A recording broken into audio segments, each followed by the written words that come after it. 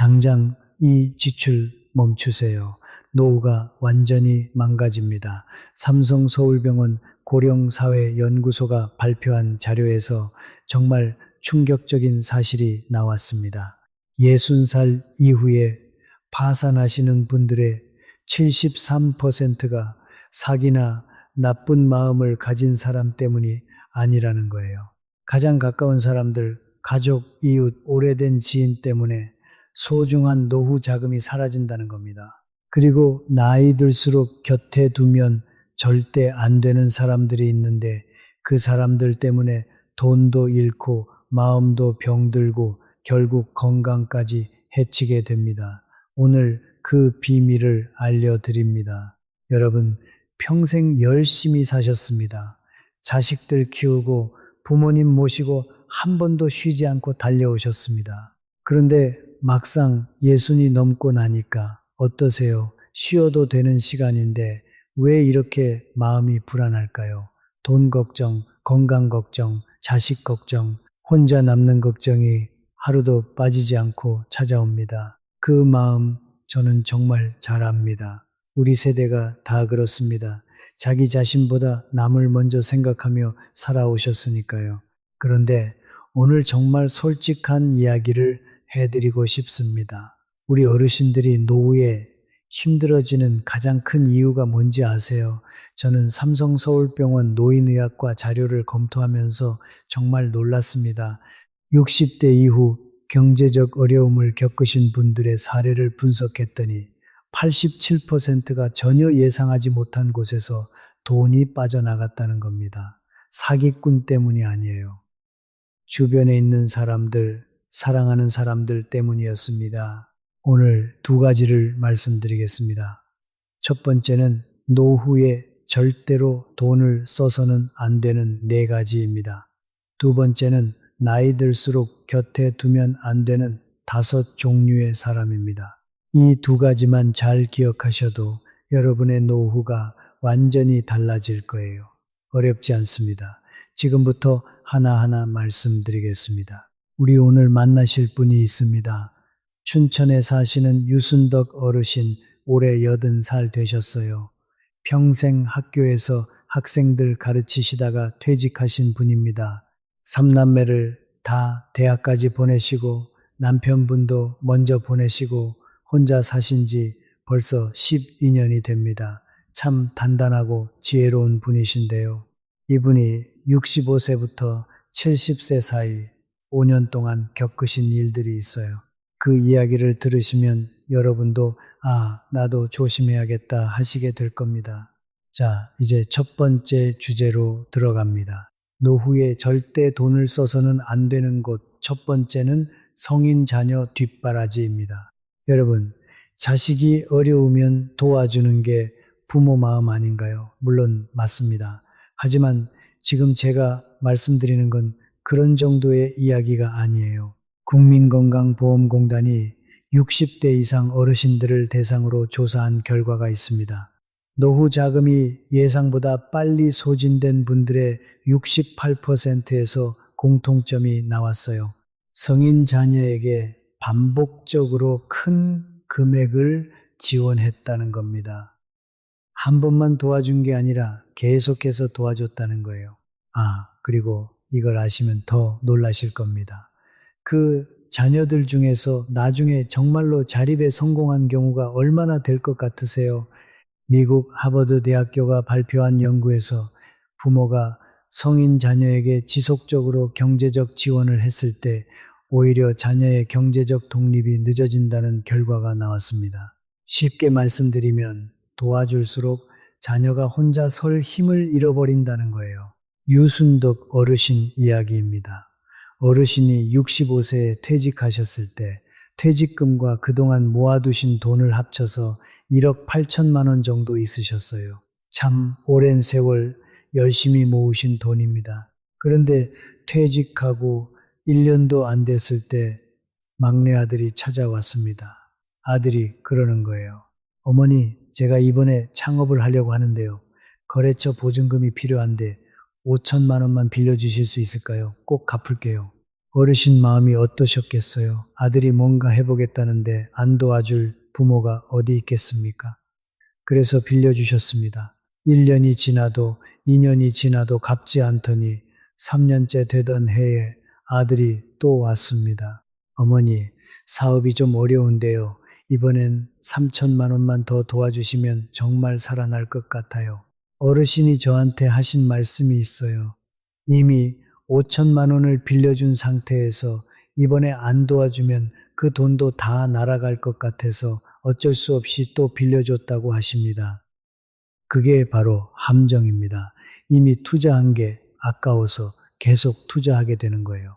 연세대 세브란스 병원 정신건강의학과에서도 이런 심리를 설명합니다. 한번 도움을 주기 시작하면 멈추기가 더 어려워진다고요. 결국 유순덕 어르신은 5년 사이에 자녀들한테 1억 1천만 원이 나갔습니다. 돌려받지 못한 돈이 8천만 원이 넘습니다. 지금 어르신한테 남은 돈이 7천만 원 정도예요. 기초연금 월 33만 원하고 그 돈을 조금씩 꺼내시면서 사시는데요. 매달 생활비 120만 원 정도 드시는데 연금만으로는 많이 부족하시죠. 7천만 원을 5년 안에 다 쓰게 될 것 같다고 하시더라고요. 그때 가서 여러분이라면 어떻게 하시겠습니까? 더 안타까운 건 그 아들이 새 차를 샀다는 거예요. 어머니한테는 못 갚겠다고 하면서 말이에요. 여러분, 자녀 사랑하는 마음은 정말 귀합니다. 그런데 그 사랑을 돈으로만 표현하면 결국 자녀도 망치고 본인도 망치게 됩니다. 진짜 자녀 사랑은 스스로 설 수 있도록 응원해 주는 거예요. 여러분이 건강하고 여유 있는 노후를 보내야 손주들하고도 오래 함께 할 수 있지 않겠습니까? 나중에 여러분이 아프실 때 병원비조차 없으면 그게 자녀들한테 훨씬 더 큰 짐이 된다는 걸 꼭 기억하십시오. 우리 솔직하게 이야기합시다. 성인 자녀에게 경제적 지원은 딱 두 가지 경우에만 합니다. 첫째, 진짜 생존이 위협받는 급박한 상황. 둘째, 여러분의 노후 자금에 전혀 영향이 없는 작은 금액. 이 두 가지가 아니라면 안 된다는 기준을 세우셔야 합니다. 처음에 선을 정해두는 게 나중에 서로를 살리는 길입니다. 자, 지금까지 첫 번째 성인 자녀 뒷바라지에 대해 말씀드렸습니다. 절대 반복적으로 큰 금액을 지원하지 마세요.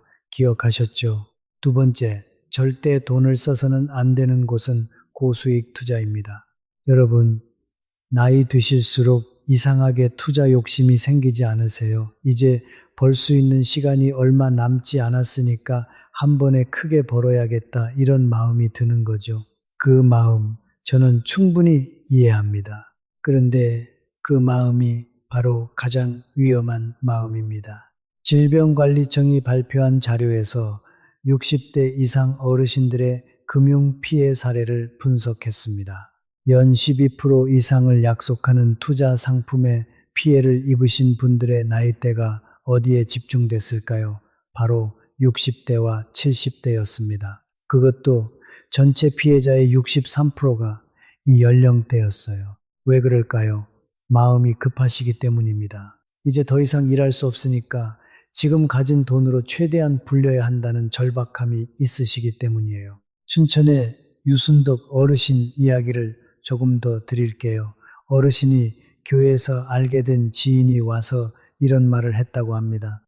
유 선생님, 제가 아는 부동산 펀드가 있는데요. 원금 보장에 연 12% 수익입니다. 저도 1억 넣었는데 매달 100만 원씩 나와요. 처음에는 당연히 믿지 않으셨죠. 그런데 그 지인이 정말로 매달 돈을 받는 걸 보여주더래요. 그래서 조금만 해보자 하시고 3천만 원을 넣으셨습니다. 처음 6달은 정말 약속대로 매달 30만 원씩 나왔어요. 7번째 달부터 연락이 끊겼습니다. 알고 보니 폰지 사기였던 겁니다. 새로 들어온 사람, 돈으로 먼저 들어온 사람한테 수익금을 주다가 더 이상 유지가 안 되니까 도망간 거예요. 3천만 원 그대로 날아갔습니다. 여러분, 한 가지만 기억하세요. 세상에 원금 보장에 고수익은 없습니다. 은행 가서 1년짜리 정기예금 들면 이자가 2에서 3% 수준입니다. 그런데 어떻게 원금도 보장하고 연 12%를 줄 수 있겠습니까? 말이 안 되잖아요. 누군가 그런 말을 한다면 그건 사기라고 생각하셔야 합니다. 삼성서울병원 노인의학과에서 발표한 자료가 있어요. 60대 이상에서 고위험 투자로 큰 손실을 본 경우 다시 회복하는 데 걸리는 평균 시간이 얼마일 것 같으세요? 젊은 사람들은 10년 정도면 다시 모을 수 있다고 합니다. 그런데 60대 이상은요, 두 가지 이유로 회복이 거의 불가능합니다. 첫째, 더 이상 일을 통한 수입이 없거나 적습니다. 둘째, 남은 시간이 짧습니다. 그러니까 나이 드실수록 지키는 투자, 안 잃는 투자가 훨씬 중요합니다. 조금 적게 벌어도 괜찮습니다. 안전하게 가는 게 답입니다. 투자를 하시고 싶으시다면 반드시 은행 창구에 직접 가셔서 상담 받으세요. 전화나 인터넷으로 하지 마시고요. 아는 사람이 권유하는 투자는 더욱 조심하셔야 합니다. 좋은 투자는 아는 사람이 아니라 공인된 금융기관에서 권유합니다. 두 번째 정리합니다. 고수익 투자는 절대 하지 마세요. 원금 보장이라는 말이 나오면 그건 사기라고 생각하시면 됩니다. 세 번째, 절대 돈을 써서는 안 되는 곳은 검증되지 않은 건강 관련 상품입니다. 여러분, 솔직하게 말씀드릴게요. 건강 이야기를 들을 때 우리 어르신들이 가장 마음이 약해지십니다. 당연하죠. 몸이 소중하고 오래 건강하고 싶으신 마음이 있으니까요. 그런데 바로 그 마음을 이용하는 사람들이 너무 많습니다. 국내 소비자원이 발표한 자료를 보면 건강식품 관련 피해 신고 건수의 78%가 방문 판매나 전화 판매를 통한 경우였습니다. 그리고 피해자의 64%가 60세 이상 어르신들이었어요. 왜 그럴까요? 외롭고 몸이 아프고 좋아지고 싶은 마음이 있으시기 때문입니다. 그 마음을 알고 접근하는 겁니다. 유순덕 어르신도 비슷한 경험을 하셨어요. 무릎이 아프셨는데 이웃분이 와서 무릎에 정말 좋은 건강식품이 있다고 소개해 주셨대요.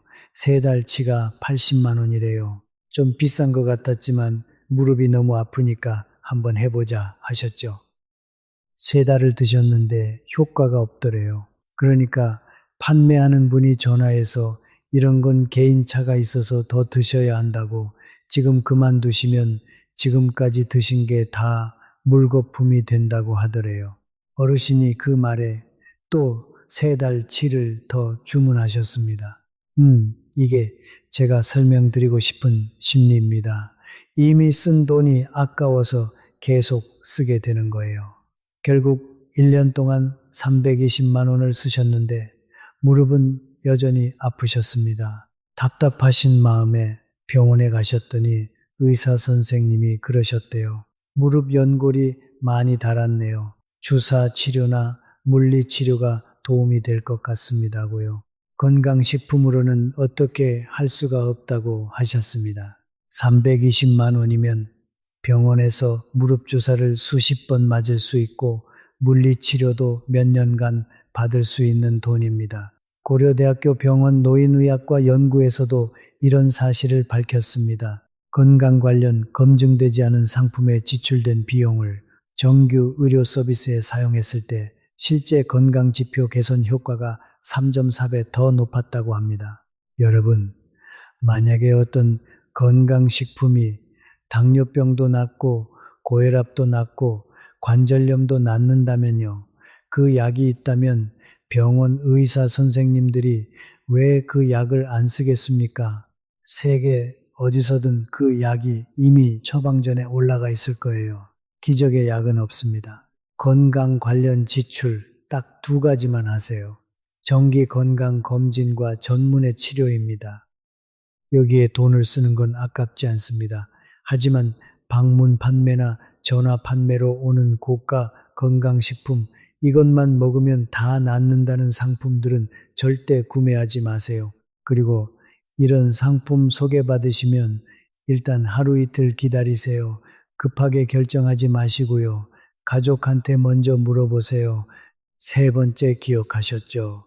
검증되지 않은 건강 상품에 돈 쓰지 마세요. 네 번째, 절대 돈을 써서는 안 되는 곳은 체면 유지비입니다. 여러분, 이 동네에서 몇십 년을 살았는데 이제 와서 쪼들리는 모습을 보일 수 없다. 이런 마음 드신 적 있으세요? 우리 세대는 체면을 중시했습니다. 어려운 시절에도 남 앞에서 당당했고 그게 자존심이었습니다. 그런데 그 체면이 노후에는 독이 될 수 있습니다. 춘천의 유순덕 어르신 이야기입니다. 어르신이 동창 모임에 나가시면 항상 당신이 계산을 하셨대요. 한 번 모임에 30만 원에서 40만 원씩 나갔습니다. 한 달에 두세 번 나가시면 월 100만 원 가까이 되는 거죠. 경조사비도 마찬가지였어요. 5만 원이면 되는 자리에 10만 원, 10만 원이면 될 자리에 20만 원, 나는 이 정도는 해야지 하시면서요. 옷도 모임 나갈 때마다 새 옷을 사셨습니다. 같은 옷 두 번 입으면 안 된다는 생각에 몇십만 원짜리 옷들을 계속 사신 거예요. 그렇게 1년에 체면 유지비로만 500만 원이 넘게 나갔습니다.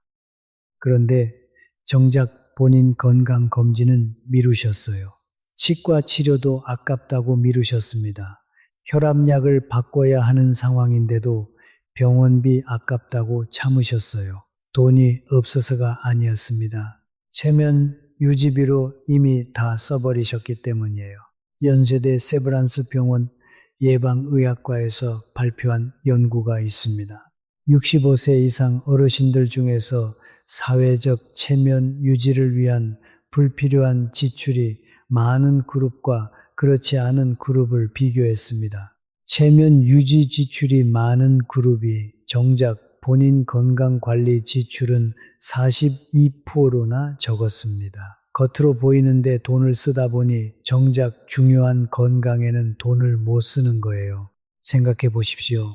모임에서 계산을 안 한다고 해서 등을 돌리는 사람이라면 그건 진짜 친구가 아닙니다. 작년에 산 옷을 또 입었다고 낮게 보는 사람이 있다면 그 사람과의 관계는 처음부터 체면으로만 유지된 거예요. 진짜 친구는 여러분이 얼마를 냈는지보다 여러분이 옆에 있다는 것만으로 행복한 사람들입니다. 체면을 위해 지갑을 여는 습관 지금부터 바꾸셔야 합니다. 경조사비는 주의를 보고 평균 정도만 하면 됩니다. 모임 계산은 돌아가면서 하면 됩니다. 옷은 깨끗하고 단정하면 그게 최고입니다. 아낀 돈으로 건강검진 받으세요. 치과 치료 받으세요. 그게 진짜 자존심 있는 노후입니다. 자, 4가지를 말씀드렸습니다. 성인 자녀 반복 지원, 고수익 투자, 검증되지 않은 건강상품, 체면 유지비, 이 4가지에 돈 쓰지 마세요. 이것만 지키셔도 노후 자금이 훨씬 오래 지속됩니다. 여기서 끝이 아닙니다. 좋은 소식이 있어요. 그렇다면 노후에 어디에 돈을 써야 할까요? 3가지만 말씀드릴게요. 첫째, 본인 건강에 아낌없이 쓰세요. 정기 건강검진, 치과 치료, 안과 검사, 필요한 약과 치료, 이건 절대 아까운 게 아닙니다. 지금 아끼면 나중에 10배로 들어옵니다. 삼성서울병원 자료에 따르면 65세부터 85세까지 20년 동안 의료비가 평균 3천만 원 이상 들어간다고 합니다. 그런데 평소 꾸준히 검진받고 조기 발견하면 그 비용의 절반 이하로 줄일 수 있다고 해요. 작은 병일 때 잡으면 약값 몇만 원으로 끝납니다. 큰 병 되면 수술에 입원해 눈덩이처럼 불어납니다. 건강에 쓰는 돈은 투자입니다. 둘째, 진짜 필요한 생활비에만 쓰세요. 주거비, 식비, 교통비, 통신비, 이게 기본입니다. 여기서 팁을 드릴게요. 매달 고정으로 나가는 돈을 먼저 파악하세요. 관리비, 보험료, 휴대폰 요금, 인터넷 요금, 이것들을 먼저 빼고 남은 돈 안에서 생활을 설계하세요. 많은 분들이 반대로 하세요. 먼저 쓰고 나서 부족하면 저축을 깨는 거예요. 고정비부터 파악하는 게 노후 재정 관리의 첫걸음입니다. 셋째, 소액이라도 배움과 취미에 투자하세요. 비싼 강좌가 아닙니다. 동네 복지관에서 하는 프로그램, 도서관에서 빌리는 책, 공원에서 하는 산책, 돈이 거의 안 들지만 삶의 질이 훨씬 좋아집니다. 연세대 세브란스 병원 노인의학 연구에서 취미 활동이 있는 어르신들이 그렇지 않은 분들보다 인지기능 저하 속도가 2.7배 느리다는 결과가 나왔습니다. 손주들한테 이야기해 줄 것도 생기고 삶에 활력이 생깁니다. 여러분이 건강하고 여유로운 노후를 보내시는 게 자녀들한테도 가장 큰 선물입니다. 손주들하고 오래 함께 하시고 싶으시죠? 그러면 지금부터 본인을 먼저 챙기셔야 합니다. 우리 세대가 자식 키우느라, 부모님 모시느라 한 번도 자신을 먼저 생각하지 않고 살아오셨습니다. 이제는 정말로 여러분 차례입니다. 자, 지금까지 노후에 돈 쓰면 안 되는 네 곳과 돈을 써야 할 세 곳을 말씀드렸습니다. 다음에는 나이 들수록 절대 곁에 두면 안 되는 사람들에 대해 말씀드리겠습니다. 이게 어쩌면 더 중요할 수 있어요. 돈 문제보다 사람 문제가 우리 마음을 더 힘들게 하기 때문입니다. 나이 들수록 인간관계는 점점 더 예민하게 다가옵니다. 말 한마디에 마음이 무너지고 무심한 행동 하나에도 깊이 상처받습니다. 특히 젊었을 때는 그냥 넘어갈 수 있었던 것들이 나이 들면 훨씬 크게 느껴지죠. 그래서 오늘 나이 들수록 절대 곁에 두면 안 되는 5종류의 사람을 말씀드리려 합니다. 프랑스 철학자가 이런 말을 했습니다. 사람이 지옥이라고요. 처음 들으면 좀 차갑게 느껴지지만 인생을 살아오신 분들은 이 말의 무게를 알 겁니다. 가장 가까운 사람이 가장 깊은 상처를 줄 수 있다는 거죠. 그런데 더 힘든 건 그 사람이 상처를 주는 줄 알면서도 끊지 못한다는 겁니다. 오랜 인연이니까, 가족 같은 사이니까, 체면 때문에 삼성 서울병원 정신건강의학과에서 발표한 연구가 있습니다. 스트레스를 주는 인간관계가 지속될 때 노인에게 나타나는 신체 증상을 조사했는데요. 혈압이 올라가고 수면의 질이 떨어지고 면역 기능이 약해집니다. 심한 경우 인지 기능 저하까지 이어진다고 해요. 나쁜 관계는 단순히 기분 나쁜 게 아니라 몸에 직접 영향을 줍니다. 그러니까 어떤 사람을 곁에 두느냐는 건강 문제이기도 합니다. 지금부터 5종류의 사람을 말씀드릴 테니까 주변에 그런 분이 있으신지 한번 생각해 보세요. 첫 번째 사람은 이익이 있을 때만 다가오는 사람입니다. 살다 보면 문득 이런 생각이 드는 순간이 있습니다. 이 사람이 나를 진심으로 좋아하는 건지 아니면 내가 가진 것 때문에 오는 건지 처음엔 잘 모릅니다. 따뜻하게 다가오니까요. 밥도 사주고 선물도 주고 늘 챙겨주는 것 같아요. 그런데 시간이 지나면 알게 됩니다. 다가올 때는 반드시 뭔가를 원하는 게 있다는 것을요. 이런 분들의 특징이 뚜렷합니다. 원하는 걸 얻기 전까지는 정말 좋아 보여요. 하지만 목적을 달성하고 나면 갑자기 차가워집니다. 연락도 뜸해지고 예전만큼 반갑게 대하지 않습니다. 그리고 또 뭔가 필요할 때가 되면 다시 따뜻하게 다가옵니다. 이 패턴이 반복됩니다. 연세대 세브란스 병원 노인상담센터에서 60대 이상 어르신들의 대인관계 스트레스를 조사한 결과 이익 중심 관계에서 오는 배신감이 건강에 가장 부정적인 영향을 준다는 결과가 나왔습니다. 그냥 인연이 없어서 연락이 끊기는 것보다 배신감을 경험할 때 혈압이 평균 18 더 높게 측정됐습니다. 이 사람이 진심인지 이익을 노리는지 구별하는 방법이 있어요. 아주 간단합니다. 여러분한테 아무것도 없는 상황을 상상해 보세요. 돈도 없고 인맥도 없고 건강도 안 좋아서 도움이 필요한 상황. 그래도 그 사람이 찾아올 것 같으세요? 마음속으로 고개를 저으신다면 그게 답입니다. 이익에 따라 태도가 바뀌는 사람은 곁에 두지 마세요. 잠깐 친하게 지내는 건 어쩔 수 없다 해도 중요한 정보, 재정 관련 이야기, 건강 관련 고민은 절대 털어놓지 마세요. 두 번째 사람은 나를 늘 아래로 보는 사람입니다. 꼭 이런 분들이 있습니다. 만날 때마다 자기가 위에서 가르치려 드는 분들이요. 겉으로는 조언이고 걱정이고 충고라 하지만 말 끝에 늘 내가 모자하다는 뉘앙스가 있어요. 그래서 내가 뭐라고 했잖아. 내 말 들었으면 됐잖아. 그건 왜 그렇게 했어? 네가 늘 손해보는 이유가 그거야. 이런 말들 들으시면 어떠세요? 잠깐은 좀 틀렸나 싶기도 하지만 계속 듣다 보면 자꾸만 내가 부족한 사람인 것 같은 느낌이 듭니다. 그게 가장 위험합니다. 나이 드실수록 자존감이 중요한데 누군가가 지속적으로 그 자존감을 갉아먹고 있는 거예요.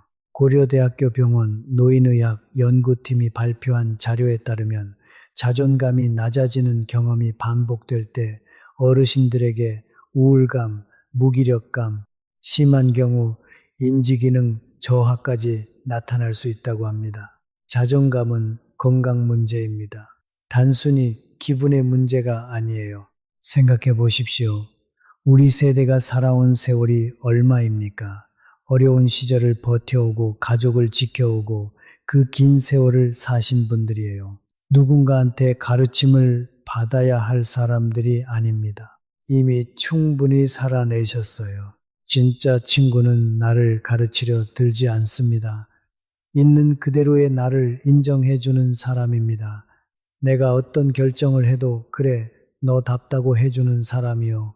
나를 아래로 보는 사람 곁에서 보내는 시간, 그 시간이 아깝습니다. 그 시간을 여러분을 있는 그대로 봐주는 사람과 보내세요. 세 번째 사람은 늘 불평, 불만을 쏟아내는 사람입니다. 혹시 이런 분이 주변에 계세요? 만나기만 하면 날씨 타령, 세상 타령, 자식 타령, 온갖 불만을 다 쏟아내는 분. 그 자리에서 같이 있으면 나까지 세상이 다 잘못된 것처럼 느껴지는 분이요. 이런 분들의 더 큰 문제가 뭔지 아세요? 해결책에는 전혀 관심이 없다는 겁니다. 덥다고 하면 에어컨 켜세요라고 하면 전기세 많이 나온다고 합니다. 그럼 선풍기 켜세요 하면 선풍기 바람 싫다고 합니다.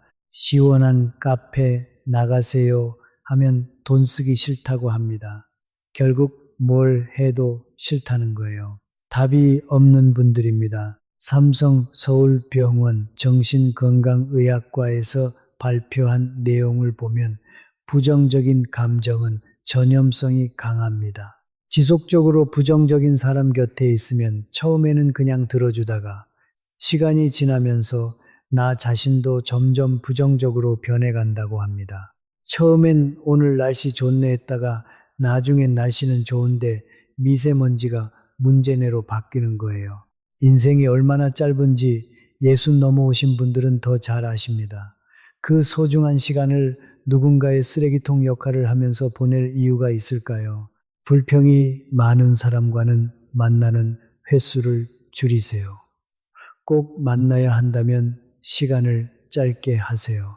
그리고 반대로 만나고 나면 기분이 좋아지는 사람, 같이 있으면 웃게 되는 사람과 더 많이 시간을 보내세요. 행복도 전염됩니다. 네 번째 사람은 질투와 경쟁심이 가득한 사람입니다. 이런 분들이 있습니다. 다른 사람의 기쁨을 진심으로 축하해 주지 못하는 분들이요. 겉으로는 축하한다고 하지만 그 말 속에 묘한 가시가 있어요. 와, 축하해. 그런데 진짜 네가 한 거야. 이런 식으로요. 아니면 좋긴 한데 그것 때문에 다른 문제 생기지 않을까 하면서 기쁨에 찬물을 끼얹는 분들이요.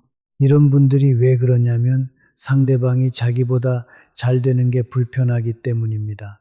자신이 위에 있어야 한다는 생각이 있는 거예요. 그래서 내가 좋은 일이 생기면 진심으로 기뻐해 주지 못합니다. 반대로 내가 어려울 때는 겉으로는 걱정하는 척 하면서 속으로는 안도합니다. 국립암센터 심리상담 연구에서 흥미로운 결과가 나왔습니다. 오랜 기간 질투심, 강한 사람과 친밀한 관계를 유지한 어르신들이 자기 자신에 대한 긍정적 평가가 현저히 낮아졌다는 겁니다. 이유가 뭘까요? 좋은 일이 있어도 기뻐하지 못하는 분위기 속에서 지내다 보니 본인도 자신의 성취를 작게 보게 된다는 거예요. 진짜 친구는 내 기쁨을 자기 일처럼 기뻐해 주는 사람입니다. 내 좋은 소식에 눈이 반짝이는 사람이에요. 그런 사람이 곁에 있어야 합니다. 나이 들수록 더 그런 사람이 필요합니다. 내 성취를 시기하는 사람 곁에서 기뻐할 수 없습니다. 그 에너지가 너무 아깝습니다. 다섯 번째 사람은 나를 도구로 쓰는 사람입니다. 사람은 뭔가 필요할 때만이 아니라 그냥 보고 싶어서 연락하고 싶어 합니다. 그런데 어떤 사람은 늘 뭔가를 부탁할 때만 연락합니다. 한두 번이면 이해할 수 있어요. 누구나 도움이 필요한 때가 있으니까요. 하지만 매번 그렇다면 그건 우정이 아니라 이용입니다. 연락이 왔을 때 가장 먼저 드는 생각이 이번엔 또 뭘 부탁하려는 거지라면 이미 그게 관계의 본질을 보여주는 겁니다. 서울아산병원 노인의학과 자료에 따르면 도구적으로 이용당한다는 느낌이 지속될 때 어르신들에게 심각한 외로움과 자존감 하락이 나타납니다. 그리고 역설적으로 그런 사람을 끊지 못하고 계속 관계를 유지하면서 더 깊은 외로움을 느낀다고 합니다. 이용당하면서도 그게 어떤 형태의 관계이기 때문에 끊지 못하는 거예요. 진심으로 나를 그리워하는 사람과 목적이 있어서 접근하는 사람은 만나보면 다릅니다. 진심인 사람은 대화가 자연스럽고 시간이 편안하게 흘러요. 목적 있는 사람은 어딘지 모르게 서두르고 내 반응을 예민하게 살핍니다. 그 차이를 느끼시면 믿으세요. 여러분의 느낌이 맞습니다. 자, 다섯 가지를 말씀드렸습니다. 이익에 따라 태도가 바뀌는 사람, 나를 아래로 보는 사람, 늘 불평, 불만인 사람, 질투심이 가득한 사람, 나를 이용하는 사람, 이런 분들과 거리를 두는 건 배신이 아닙니다. 나 자신에 대한 사랑이고 남은 인생에 대한 지혜로운 선택입니다. 놓치면 안 되는 게 있어요. 그렇다면 누구와 함께 해야 할까요? 나이 드실수록 필요한 사람은 딱 세 종류입니다. 첫 번째, 내 기쁨을 자기 일처럼 기뻐해 주는 사람. 두 번째, 힘들 때 진심으로 손잡아 주는 사람.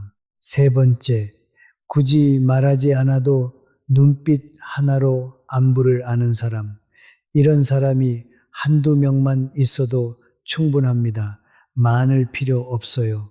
삼성 서울병원 노인의학연구에서 65세 이상 어르신들을 20년간 추적 조사한 결과가 있습니다. 860명을 대상으로 한 연구에서 진심 어린 친밀한 관계가 한 명 이상 있는 그룹과 그렇지 않은 그룹을 비교했을 때 인지 기능 저하 속도에서 확연한 차이가 났습니다.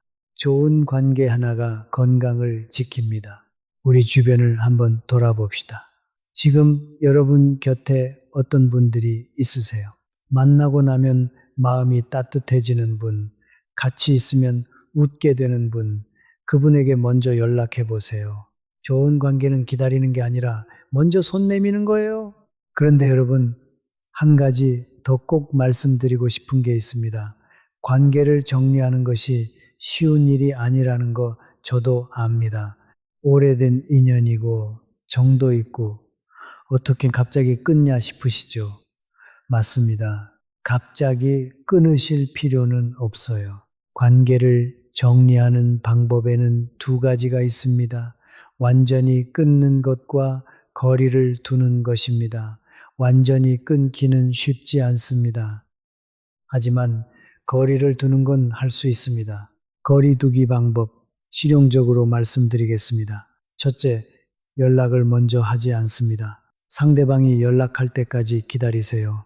이익에 따라 움직이는 사람들은 시간이 지나면 자연스럽게 멀어집니다. 둘째, 만남의 빈도를 줄입니다. 한 달에 한 번 만나던 것을 두 달에 한 번으로, 세 달에 한 번으로 억지로 이유를 댈 필요 없습니다. 바쁘다고 하시면 됩니다. 셋째, 중요한 정보를 공유하지 않습니다. 재정 상황, 건강 상황, 가족 상황, 이런 이야기는 진짜 믿을 수 있는 사람에게만 하세요.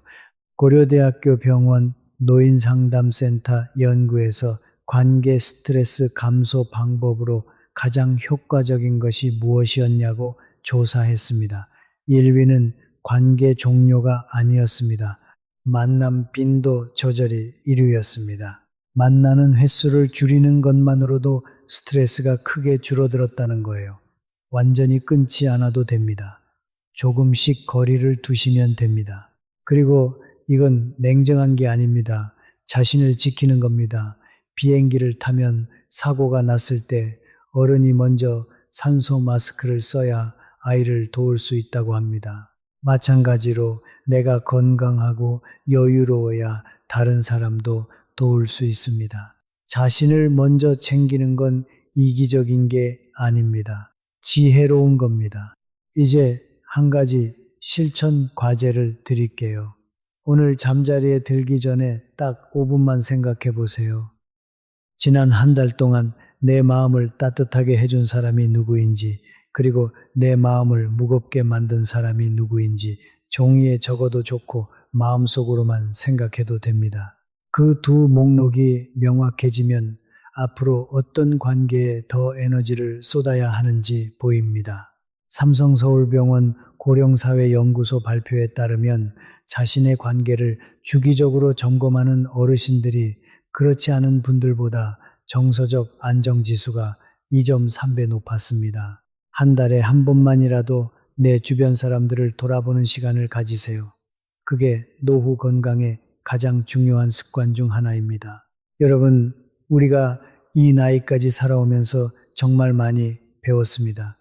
돈의 가치도 알고 관계의 무게도 압니다. 그리고 무엇이 진짜 중요한지도 압니다. 그런데 아는 것과 실천하는 건 다릅니다. 오늘 이야기가 그 실천의 출발점이 되면 좋겠습니다.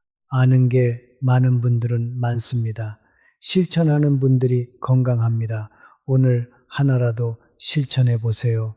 성인 자녀한테 경계를 세우는 것, 불필요한 체면 지출을 줄이는 것, 나를 힘들게 하는 관계와 거리를 두는 것, 내 마음을 편하게 해주는 사람에게 먼저 연락하는 것. 이 중 하나만 오늘부터 시작하세요. 그 하나가 여러분의 노후를 바꿉니다. 우리 함께 지혜로운 노후를 만들어 갑시다. 여러분의 건강하고 행복한 노후를 진심으로 응원합니다. 지금까지 두 가지 큰 주제를 말씀드렸습니다. 노후에 돈 쓰면 안 되는 곳 4가지, 그리고 곁에 두면 안 되는 사람 5종류. 그런데 사실 이 두 가지는 연결되어 있습니다. 잘못된 관계에 있는 사람들이 바로 돈도 갖고 가거든요. 그러니까 사람 관계를 잘 정리하는 게 재정 관리이기도 합니다. 조금 더 깊은 이야기를 해볼게요. 나이 들면서 우리가 정말 챙겨야 할 것들에 대해서요. 여러분, 혹시 이런 경험 있으세요? 오랜 친구를 만났는데 대화 중에 갑자기 소외감이 드는 순간, 내가 말을 해도 제대로 들어주지 않는 느낌, 내 이야기보다 자기 이야기만 하는 사람, 내가 좀 어렵다고 하면 화제를 돌리는 사람, 이런 경험이 반복되면 결국 입을 닫게 됩니다. 어차피 말해도 소용없다는 마음이 드는 거예요. 그런데 이게 정말 위험합니다. 말을 못하면 마음에 쌓입니다. 마음에 쌓이면 건강에 영향을 줍니다.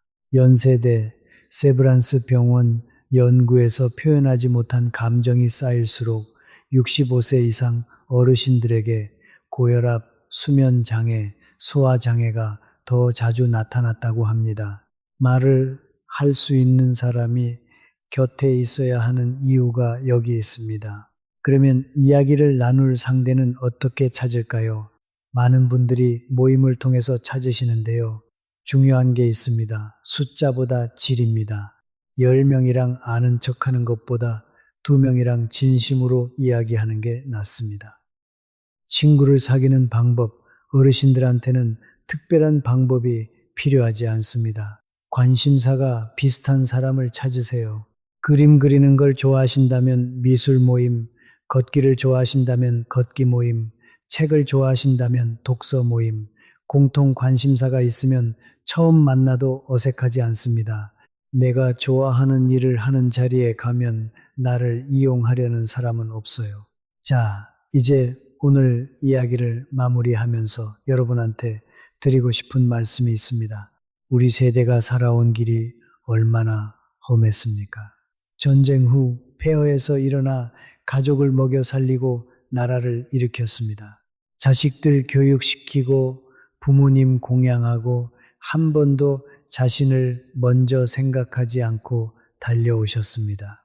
그 힘이 어디서 나왔는지 아십니까? 바로 우리 세대가 가진 강인함입니다. 우리 세대보다 강인한 세대가 없습니다. 그런데 그 강인함이 어디서 나왔느냐 하면 바로 우리 곁에 함께한 사람들 덕분이기도 합니다. 힘들 때 손잡아준 이웃, 어려울 때 밥 한 끼 나눠준 친구, 힘내라고 한마디 해준 동료, 그분들이 있었기에 버텨올 수 있었습니다. 이제 그 힘을 노후에도 이어가셔야 합니다. 그러려면 좋은 사람이 곁에 있어야 합니다. 그리고 나쁜 관계는 용기 있게 정리하셔야 합니다. 서울대학교 병원 노인의학과에서 발표한 장수 연구 결과를 보면 80세 이상 건강하게 사시는 분들의 공통점이 있었습니다. 첫째는 규칙적인 식사와 수면이었고, 둘째는 적당한 신체 활동이었고, 세 번째가 바로 좋은 인간관계였습니다. 돈도 많고 집도 좋아도 혼자이거나 나쁜 관계만 있는 분들이 훨씬 일찍 건강이 나빠졌습니다. 좋은 관계가 수명을 늘립니다. 진심 어린 친구 한 명이 좋은 약 10첩보다 낫습니다. 그리고 한 가지 더, 자기 자신과의 관계도 챙기세요. 자기 자신에게 너무 엄격하지 마세요. 젊었을 때처럼 못해도 괜찮습니다. 어젯밤에 잠을 좀 못 잤어도 괜찮습니다. 오늘 할 일을 다 못해도 괜찮습니다. 여러분이 이 나이까지 살아오신 것 자체가 대단한 겁니다. 그 자신에게 좀 너그러우세요. 국립암센터 심리상담 연구에서 자기 자신에게 긍정적인 어르신들이 그렇지 않은 분들보다 우울감 발생률이 64%나 낮았다고 합니다. 자기 자신을 사랑하는 것, 이게 건강의 시작입니다. 오늘 말씀드린 내용을 정리해 드리겠습니다. 먼저 노후에 절대 돈 쓰면 안 되는 것 4가지입니다. 첫째, 성인 자녀의 반복적인 경제적 요구, 급박한 위기가 아니라면, 그리고 여러분 노후 자금에 영향이 없는 수준이 아니라면 도와주지 않는 게 맞습니다. 자녀를 진심으로 사랑한다면 스스로 설 수 있게 해줘야 합니다. 둘째, 고수익을 약속하는 투자 상품, 원금 보장에 연 10% 이상이라는 말이 나오면 그건 사기입니다. 은행 창구에서 상담받으세요. 안전하게 가는 게 노후 재정의 기본입니다. 셋째, 검증되지 않은 건강상품. 방문 판매, 전화 판매로 오는 고가 건강식품은 절대 사지 마세요. 그 돈으로 정기 검진 받으시고 필요한 치료 받으세요. 넷째, 체면 유지를 위한 불필요한 지출, 경조사비, 모임 계산, 새 옷, 이런 것들 때문에 정작 중요한 건강에 돈을 못 쓰면 안 됩니다. 진짜 자존심은 건강하게 사시는 겁니다. 그 다음, 곁에 두면 안 되는 사람 5종류입니다. 첫째, 이익이 있을 때만 다가오는 사람, 진심과 계산을 구별하세요. 둘째, 나를 늘 아래로 보는 사람, 여러분의 자존감이 소중합니다. 셋째, 늘 불평불만인 사람, 부정적인 감정은 전염됩니다. 넷째, 질투와 경쟁심이 가득한 사람, 내 기쁨을 함께 기뻐해 주지 못하는 사람은 진짜 친구가 아닙니다. 다섯째, 나를 도구로 쓰는 사람, 필요할 때만 연락하는 사람은 관계에서 정리하세요. 이걸 반대로 생각하면 어떤 사람을 곁에 둬야 하는지도 나옵니다. 내 기쁨을 자기 일처럼 기뻐해 주는 사람, 힘들 때 진심으로 손잡아 주는 사람, 있는 그대로의 나를 봐주는 사람, 이런 분들이 한두 명만 있어도 노후가 훨씬 풍요로워집니다. 여러분, 남은 인생의 주인공은 여러분입니다. 오래 참으셨고 오래 희생하셨습니다. 이제는 여러분 자신을 위한 선택도 하셔도 됩니다. 아무도 욕하지 않습니다. 아니, 당연히 그렇게 하셔야 합니다. 나를 힘들게 하는 지출은 끊으세요. 나를 힘들게 하는 관계는 정리하세요. 그 에너지를 나를 행복하게 하는 것, 나를 건강하게 하는 것, 나를 진심으로 대해주는 사람들과 함께 하는 데 쓰세요. 우리 손주들이 할머니, 할아버지 오래오래 건강하게 사셨으면 합니다. 우리 자녀들이 부모님이 행복하게 사시길 바랍니다. 그러려면 여러분이 먼저 여러분을 챙기셔야 합니다. 오늘 이야기가 조금이라도 도움이 되셨으면 합니다. 당장 모든 것을 바꾸려 하지 않으셔도 됩니다. 딱 하나만 해보세요. 오늘 말씀드린 내용 중 하나라도 마음에 걸리는 게 있다면 가족이랑 한번 이야기해 보세요. 혼자 고민하는 것보다 말로 꺼내는 게 훨씬 가볍습니다. 우리 함께 건강한 노후 만들어 갑시다. 우리는 충분히 그럴 자격이 있습니다. 그리고 그럴 힘이 있습니다. 오늘도 여러분을 진심으로 응원합니다. 오늘 영상이 도움되셨다면 좋아요와 구독 부탁드립니다. 비슷한 이야기들을 앞으로도 계속 나눠드릴게요. 가족이나 지인 중에 비슷한 고민을 하시는 분이 있다면 공유해 주시면 정말 감사하겠습니다. 댓글에 여러분의 이야기나 궁금한 점 남겨주시면 최대한 답해 드리겠습니다. 오늘 영상이 도움 되셨길 바랍니다.